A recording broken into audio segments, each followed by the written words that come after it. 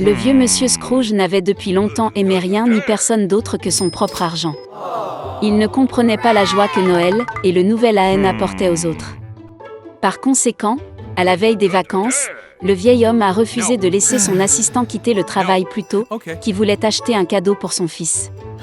Monsieur Scrooge a même refusé l'invitation de son neveu de célébrer Noël avec sa famille et a également refusé de donner de l'argent pour aider les enfants dans le besoin. Le vieil homme ferma son bureau tard dans la soirée et rentra chez lui. Et puis, dans sa chambre, des choses étranges ont commencé à se produire. Un vent soufflait de quelque part, le tonnerre grondait, et soudain le fantôme de son compagnon, décédé à Noël dernier, apparut devant lui. Monsieur Scrooge avait très peur et ne comprenait pas ce qui se passait. L'esprit a dit qu'après sa mort, il a été puni pour ne pas faire le bien et ne pas aider les gens de son vivant. Il ne voulait pas que le vieil homme subisse le même sort. Il prévint donc Scrooge que 3 autres fantômes lui rendraient bientôt visite. Après ces mots, l'esprit a disparu. Le vieil homme a prétendu que rien ne s'était passé. Mais bientôt, le fantôme d'un enfant est apparu devant lui. Monsieur Scrooge a été abasourdi parce que c'était l'esprit de ces dernières années. Le fantôme les a transportés comme par magie dans le passé. Le vieil homme se voyait comme un petit garçon dans la ville où il est né et a grandi.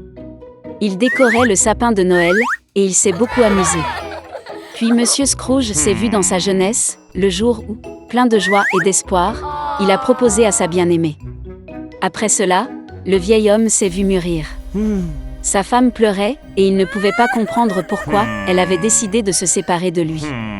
Le fait est que Scrooge ne faisait plus attention à elle, mais ne pensait qu'à l'argent. Le vieil homme ne pouvait pas le regarder lui-même de côté et demanda au fantôme de le renvoyer. L'esprit a finalement disparu, mais un autre fantôme est apparu à sa place. Il a porté Scrooge chez son assistant la veille de Noël.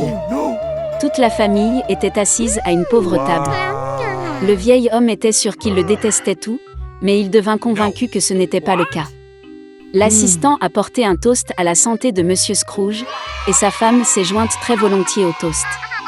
Et puis le vieil homme a remarqué que le fils de son assistant était malade. Scrooge avait pitié de l'enfant et avait honte de son comportement. Puis le fantôme emmena le vieil homme dans la maison de son neveu. Toute sa famille était heureuse des vacances. Plus important encore, ils ont laissé un siège à la table pour Monsieur Scrooge.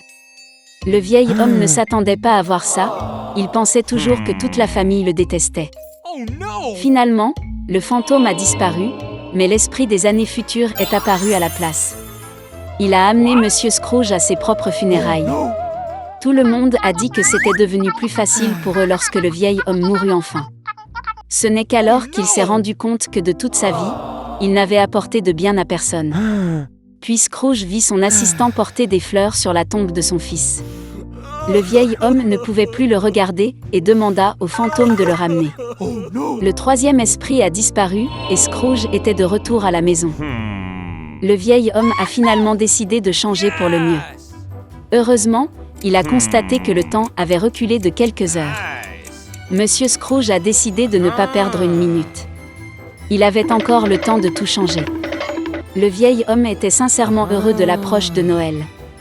Il a envoyé la dinde la plus chère et la plus grasse à la maison de son assistant.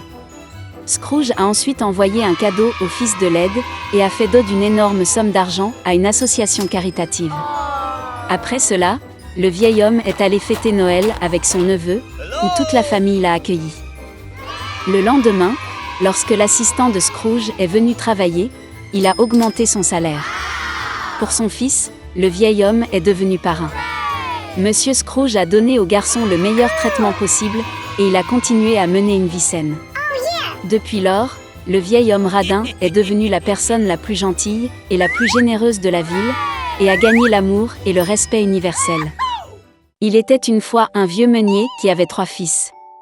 Quand le meunier est mort, il a laissé à ses fils un moulin, un âne et un chat.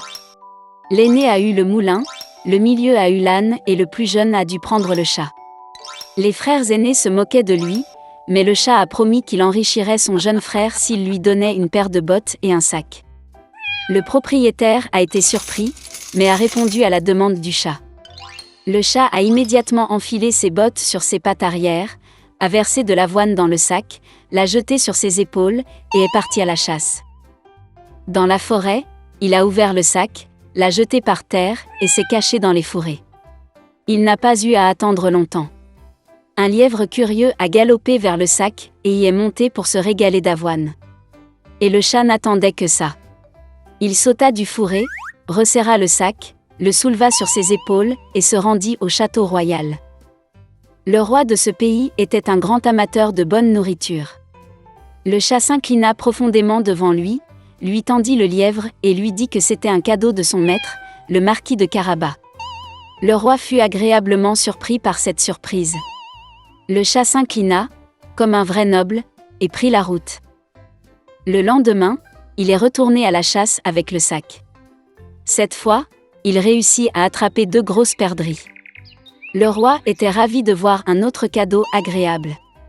Pendant plusieurs semaines consécutives, le chat a continué à porter des perdrix et des lièvres au roi.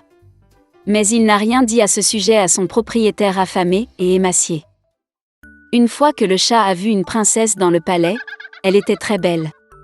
Le chat s'est rendu compte qu'elle serait une merveilleuse épouse pour son maître. Et donc le roi voulait enfin rencontrer le marquis. Le chat a répondu qu'il pourrait le retrouver demain pour une promenade là où se trouvaient les moulins. Et lui-même courut à toute allure vers le moulin.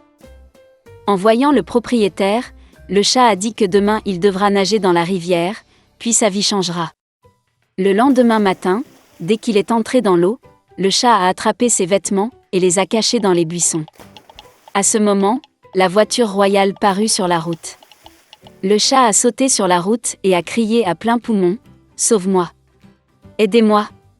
Le marquis de Carabas se noie. » En entendant cela, le roi a ordonné de tirer le marquis hors de l'eau. Le fils du meunier a eu très peur lorsque 2 gardes ont commencé à le traîner hors de la rivière, où il se prélassait dans l'eau chaude. Le roi a ordonné de lui apporter sa tenue de soie. Le fils du meunier a d'abord refusé, mais il a tellement aimé les vêtements brodés d'or qu'il a volontiers enfilé la tenue royale. Le roi l'invita à monter dans la voiture, où était assise la belle princesse.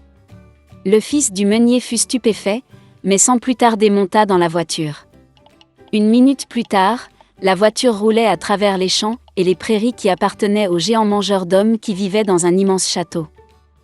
Le chat ne perdit pas de temps, et quel était l'esprit se précipita devant la voiture vers le pré, où les moissonneurs travaillaient à la sueur de leur front. Il leur a demandé de dire que ces champs appartiennent au marquis de Carabas, sinon le cannibale maléfique les mangera. Avant que les moissonneurs étonnés ne puissent répondre, la voiture du roi s'arrêta.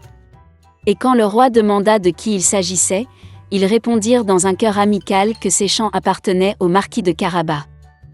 Pendant ce temps, le chat est allé directement au château du mangeur d'hommes. Avec une dextérité féline, il sauta par-dessus le mur de pierre et pénétra dans le château. Le cannibale était assis à une grande table chargée de divers plats. Voyant le chat botter, il fut très surpris d'une telle impudence.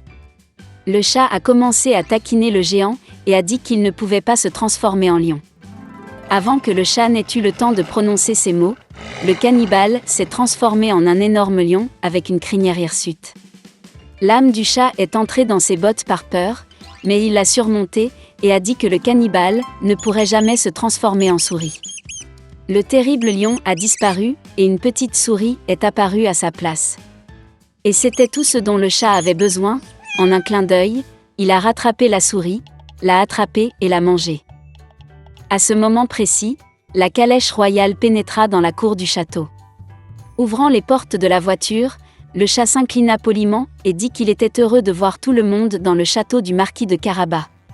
Il est difficile de dire qui était le plus engourdi de stupeur à ces paroles, le roi ou le fils du meunier, qui ne comprenait déjà rien du tout.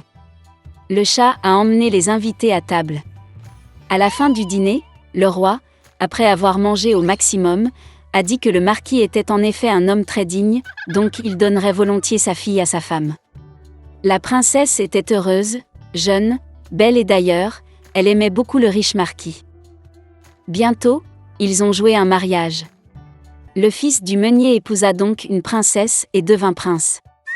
Ils ont tout vécu heureux pour toujours, en particulier le chat, qui arpentait fièrement le palais en bottes hautes.